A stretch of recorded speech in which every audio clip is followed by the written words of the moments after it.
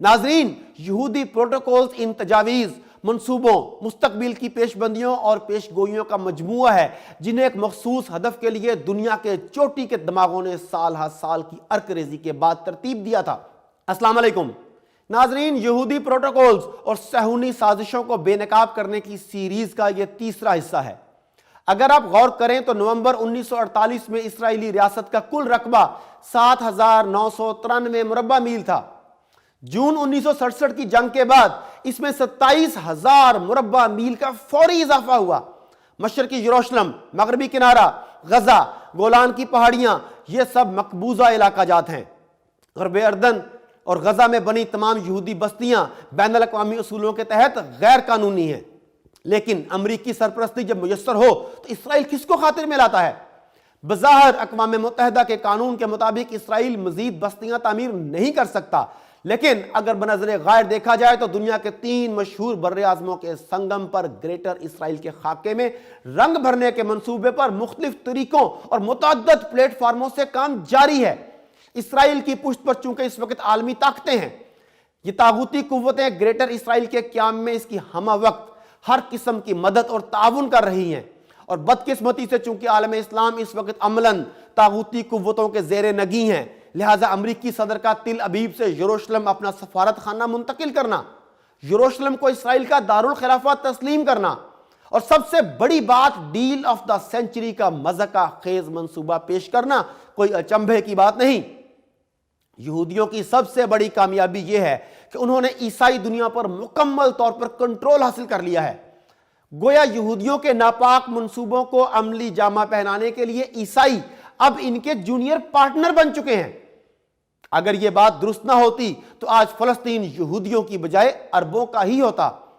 नाजरीन, अब हम बात करते हैं यहूदी प्रोटोकॉल्स में दर्ज चंद खुफिया मंसूबों की, जिनका ताल्लुक दुनिया में जारी शोरश से है।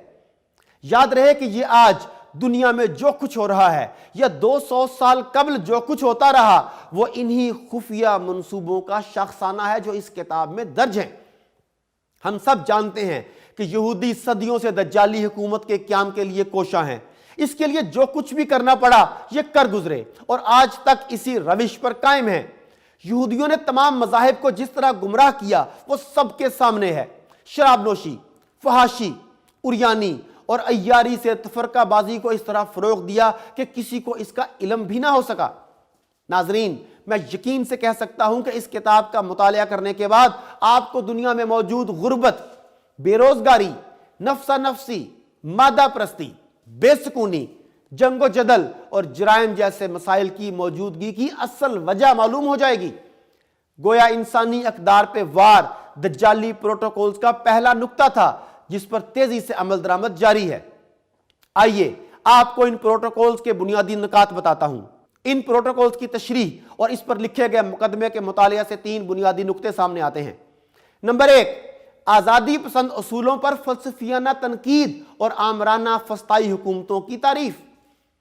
नंबर 2, आलमी आमराना सहूनी हुकूमत के क़याम के लिए इज्तिमाई जंग का मंसूबा। नंबर 3, आलमी सतह पर इंतशार और बदअमनी के जरिए सहूनी कंट्रोल की साजिश।